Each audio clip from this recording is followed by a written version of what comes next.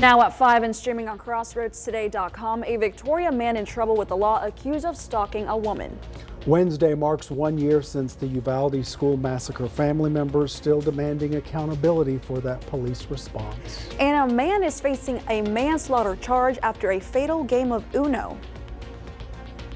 We are looking at some very good sunshine out there. In fact, most of the week will be on the sunny side. Will it be like this all the way to Memorial Day? We'll talk about that coming up. The man accused of fatally stabbing 4 University of Idaho students in court today. You're watching 25 News Now at 5. Good afternoon. Thank you for being with us. I'm James Munoz. And I'm Karina Garcia. A Victoria man faces charges of stalking. Police arrested 66-year-old Wood Brown Sunday night near Laurent and Airline. He's accused of stalking a woman several times over the weekend, starting Friday morning. Bond was set at $30,000. In Calhoun County, Jason January admitted to violating the terms of his probation. He was sentenced to the maximum amount of time for each offense. He had 4. He'll serve 62 years in prison. In April, the 46-year-old pleaded guilty to a number of sex crimes involving children. Dan Mendoza of Goliad was serving life in prison in a double shooting. It happened in June of 2019. Mendoza shot Nathan Cortinas and Brianna Bexley. On May 11th, he was found unresponsive in his cell. He died by suicide. The couple was shot at close range. Their infant son was in the back seat and not physically harmed. The Office of Inspector General was notified and is investigating the death. This brings us to your viewer poll. Scan that QR code on your screen to vote now. The question is, should there be more mental health resources for inmates in custody? Yes or no? We want to hear your opinion. Come to crossroadstoday.com/vote to take part, and we will have an update on 25 News Now at 6. Now, for 24/7 mental health support in English or Spanish, call the Substance Abuse and Mental Health Services Administration's free helpline at 800-662-4357. You can also reach a trained crisis counselor at the number right there on your screen, 988. Southern Rock Energy Partners says it's no longer focusing on investing in Victoria County. The company says they wanted to build a new $5.56 billion refinery that would have led to more than 400 jobs and an estimated $18 billion in economic impact to the state over the first decade. That's right. 25 News Now EB anchor Don Brubaker is in the studio with the director of the Victoria Economic Development Corporation and has more. Don. Thank you and welcome, sir. You know how it is in business. You win some and you lose some, but how unusual was it for Southern Energy to make this statement last week saying the deal with the VDC and with the city was undone? Well, this has been a very, it's a very large, complex project, and there's a lot of steps along the way. So we viewed this as one step, negotiating a property tax abatement with Victoria County Commissioners, and there's a multitude of other approvals sought along the way as far as securing real estate, securing financing for the project, and a bevy of permitting at both the state and federal levels. So, there was a million places for this one to unfortunately maybe lose a little bit of momentum. And we were always a little bit surprised to see a lot of the traction that this one got. Now, we're very excited about it, and I can only stress that a multitude of folks were working very, very diligently on this project, from the Port of Victoria Commissioners to Calhoun County Commissioners, and we all definitely want a project of this magnitude in our backyard. But we heard there was a lot of public coverage from this project, and we were trying our best to keep it moving in a positive direction. And right now, there's one hiccup, and we understand that there's a lot of frustrations, and unfortunately, this seems to be a pretty significant one on the project's behalf. But we still are very, very proud of Victoria being a great place to do business, and a lot of the hard work and effort that our friends and partners have put into this project. What do you sense was the biggest problem that stopped this deal? Well, I don't think, the Victoria County Commissioners put forth the most aggressive abatement offer in the history of Victoria County, and we've landed a great deal of pretty impactful, significant projects in the history of Victoria. So putting forth the most aggressive proposal ever sought in history for Victoria, that was a significant effort, and one that I think we're very, very proud of. But I think we also need to to be cognizant of the fact that, the commissioners, our partners at the port and VEDC, we're not organizations that have all our eggs in one basket. We're working a multitude of fantastic projects right now. We announced one last week with Dow and X Energy. There's another potential one at that campus, as well as a rare earth element project that we've negotiated terms with, and First Ammonia, a project announced at the Port of Victoria with an intent to develop this past year. And there's a couple others with the Caterpillar Supplier Summit, expansions in that plant, those two suppliers, and several others that you look at. Combined this past year, we've been able to announce $4 billion of capital investment and over 600 jobs. So we are this is a golden era of economic development, of job creation, of folks wanting to invest in this region, and it's one that we should collectively be very, very proud of. And we have 4 other projects that we're working that we have made multiple site visits that right now have the potential to create 1,200 more jobs and another $8 billion of capital investments in this region. And we're very close to, on 2 of those that hopefully could be announced here in the next 30 days or so. All right. Thank you so much for your time coming by, Mr. Tice. We really appreciate it. My pleasure. Thank you. All right. Back to James and Karina. Don, thank you so much. Now, Wednesday marked the 1 year since the Uvalde school massacre. We all remember on May 24th, 2022, a lone gunman stormed Robb Elementary and killed 19 children and 2 teachers. There's no events planned for the 1 year mark, but parking was banned in the city's main plaza, Robb Elementary, the Healing Uvalde murals, and the Civic Center parking lot. This out of respect for the victims' families. Now, those families are still demanding accountability for the failed police response to this mass shooting. Uvalde's mayor held a media briefing today. In a year's time, they still don't have answers to simple questions that they should have gotten. I mean, I'm the mayor. I've been 1 year. I haven't got one briefing from anybody from day one. Not one. Nor has the county judge. That's very frustrating. So if it's frustrating on us, you can only imagine what it does to them. Like we said, there are no city-sanctioned events planned for this entire week. This includes the cancellation of Tuesday's scheduled Uvalde City Council meeting. All right, lots more ahead, but let's check in with Chief Meteorologist Mac Perez. Mac, when can we wash the car? Of course, we can go to the pool, and a good time to go walking. I think you should do that this evening after work. You'll be able to go wash the car and enjoy it for a while. 87 right about now. Temperatures will be hovering around 90 degrees, and basically we've got a dry week ahead. We'll have more on your forecast coming up in just a moment. Stay tuned. Mac, thank you so much. Now we move forward as a 27-year-old man accused of sucker punching a man is now charged with manslaughter. Yeah, authorities arrested Andrew Plasencia last week, more than 5 months after the New Year's party where a fight broke out over a card game among family and friends. It's nothing more deep than that. You killed a man over Uno cards. Ta-da! A judge's admonishment before she set Andrew Plasencia's bond at $100,000. He stands accused of causing Waylon Hood's death at a New Year's Eve party in Baytown. This picture from that night is the last he and his wife of 10 years would ever take together. He was the love of my life.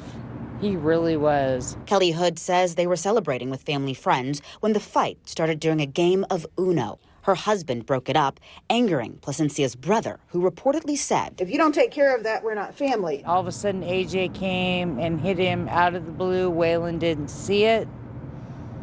He got hit in the eye, and he went down. The medical examiner ruled Hood's death a homicide, leading to Plasencia's arrest on Thursday. I made a pact with God that I would not seek him if he would keep him out of my path. And that happened.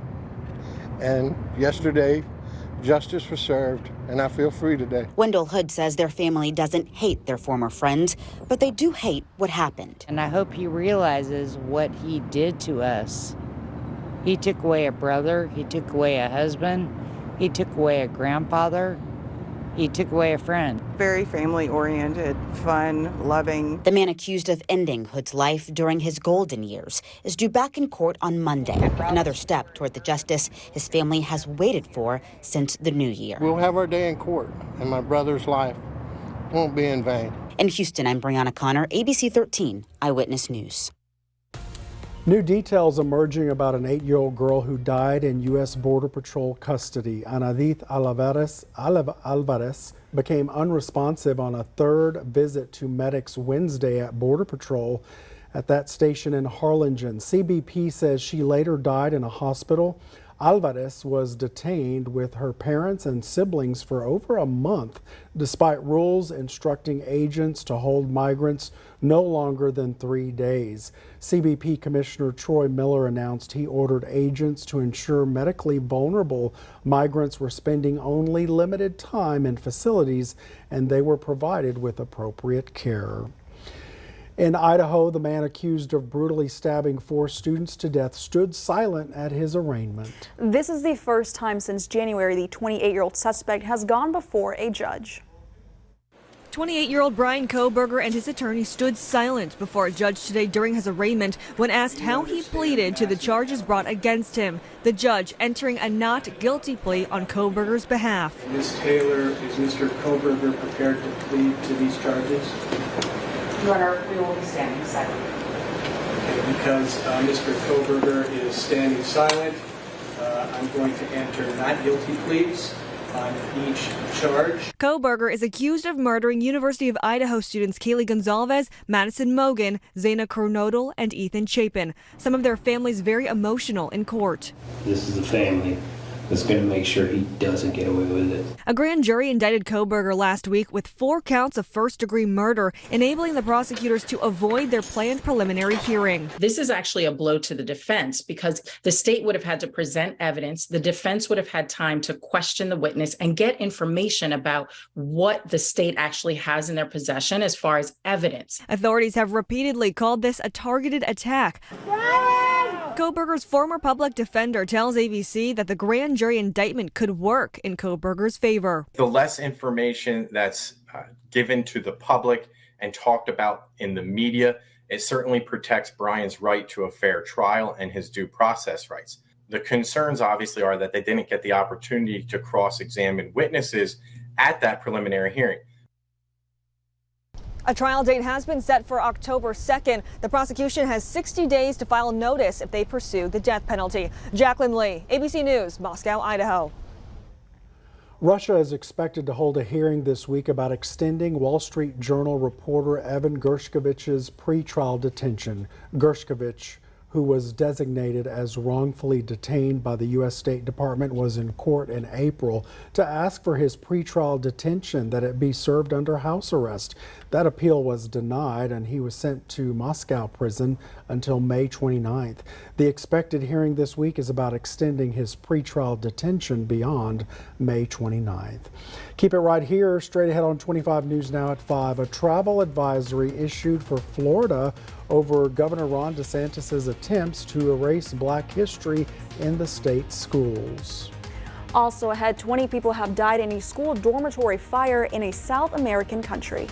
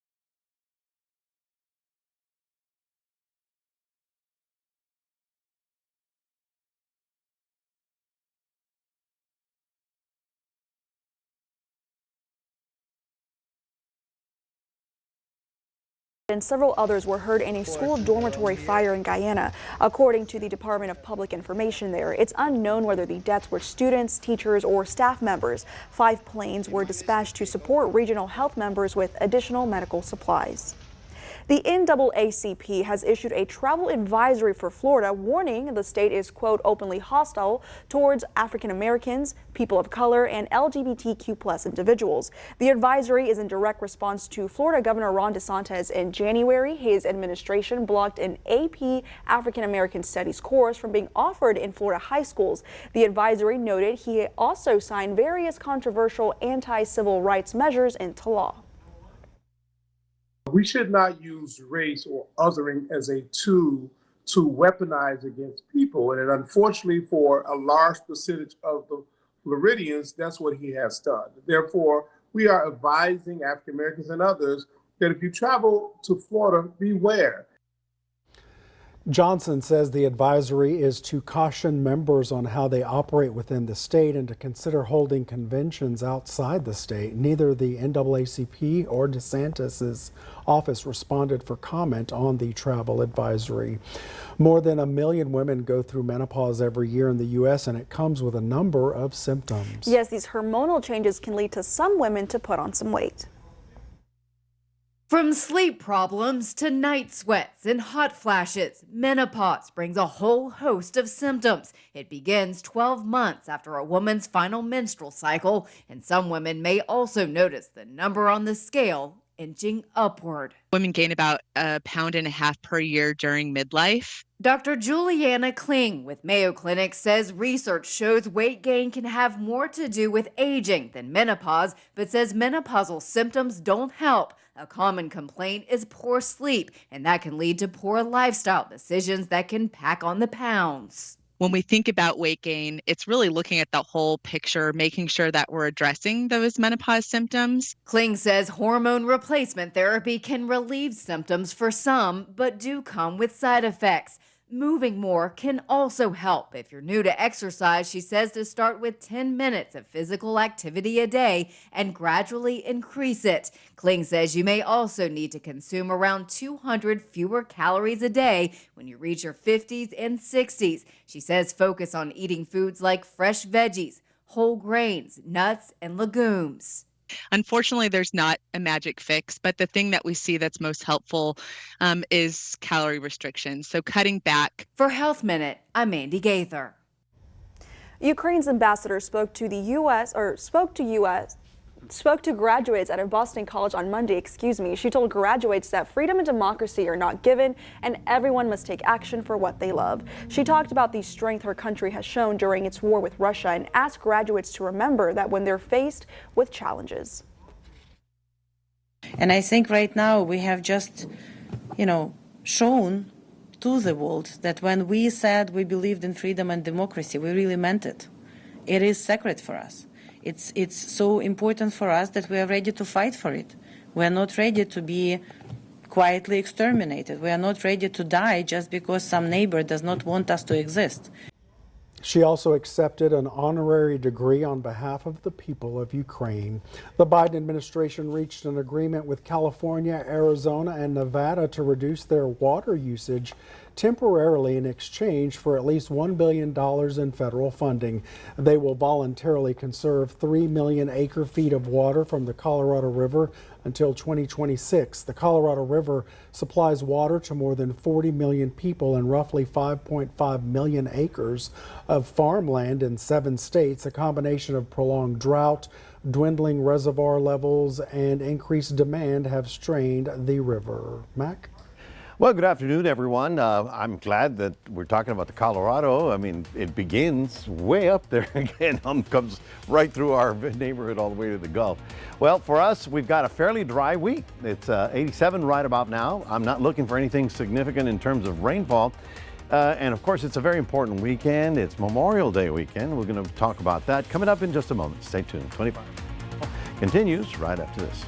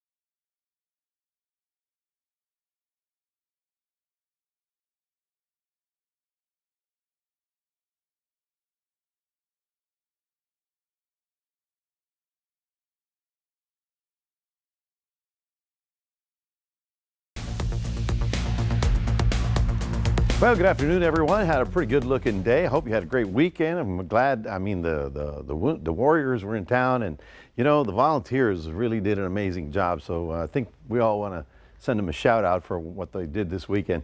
Generally sunny skies over the area, but in far west Texas, you heard me talk about this before, it's the old West Texas dry line right there. You can see it almost delineated very clearly by that big line of thunderstorms. What it is there's humidity on this side and there's dry weather on that side, so it becomes a boundary where these thunderstorms collide. And the thing is that you know, when it's tall enough, the upper winds then control their direction. Basically, we can almost predict where they're going to go. This one's generally going northeast, and so as we go into the afternoon and evening, no concern for us about that one. We, of course, still have one flood warning left. That's the one down near the Bloomington area, but even that one is going to go away by tomorrow. We do have, of course, the big storms that I showed you a moment ago. Already we have severe thunderstorm watches up in the Lubbock area all the way up to Amarillo. These big storms are coming into the region, but for the time being they're going to go northeast. Now, as we get to, let's see, Wednesday, there's going to be a northwest wind coming down, and that's when I'm getting a little concerned about whether or not they'll stay where they are.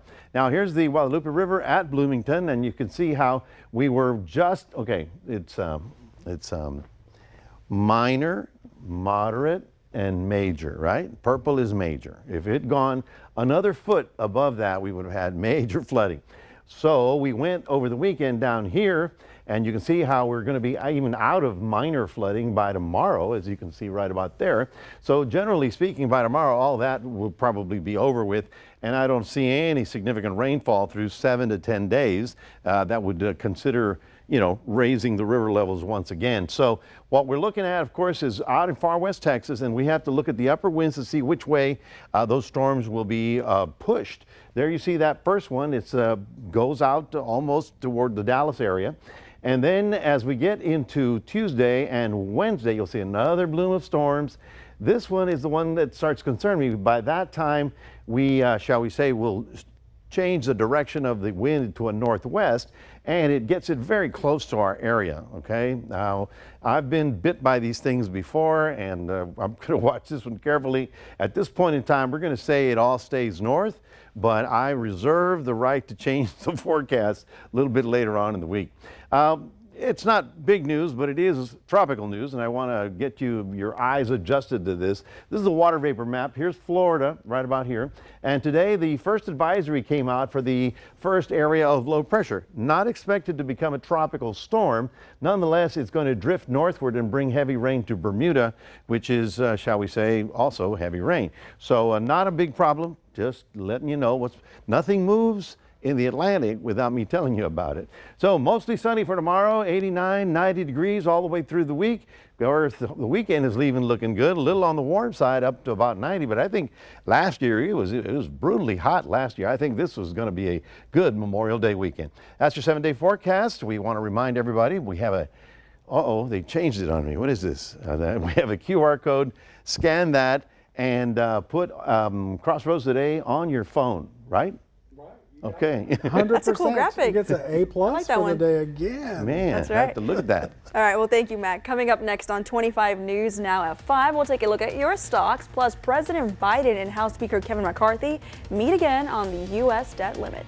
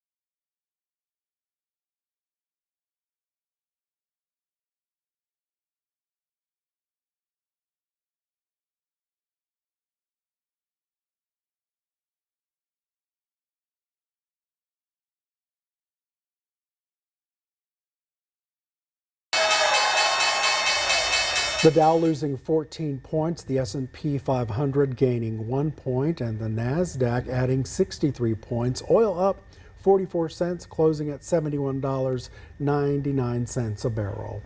President Biden and House Speaker Kevin McCarthy set to meet at the White House for another discussion on the debt limit. A White House member says President Biden and McCarthy spoke by phone Sunday, a conversation McCarthy called productive. But time is running out. Treasury Secretary Janet Yellen says the U.S. could go broke as soon as June 1. Some analysts say a default would likely cause a recession, a jump in unemployment, place federal and military salaries in jeopardy, and cause a stoppage of Social Security benefits. Alrighty, stay with us. We'll take one last look at your forecast. Plus, Kyle, Texas attempted to break the world record for people with the same name over the weekend.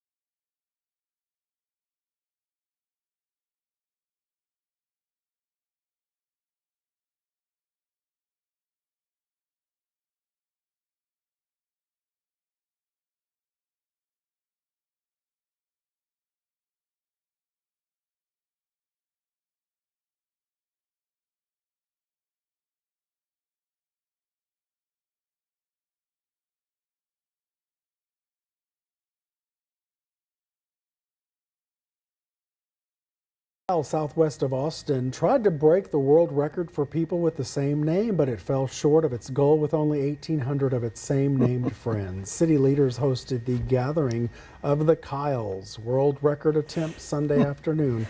Anyone with the name Kyle spelled exactly like the city was asked to attend as part of a vie at hosting the largest same-name gathering.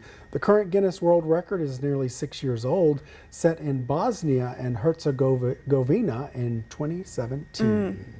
Kyle is a common name. Yeah, It is a common name. in Bosnia it was Ivan. Oh, a lot of Ivans out there. Okay. We should have a Victoria. That'd be a great for idea. all the Victorias to come meet in come. Victoria. It's a pretty name. Yeah, we've got a very good looking week, folks. All of a sudden we're looking at kind of early summer-like temperatures up to about 90 degrees. Should be good.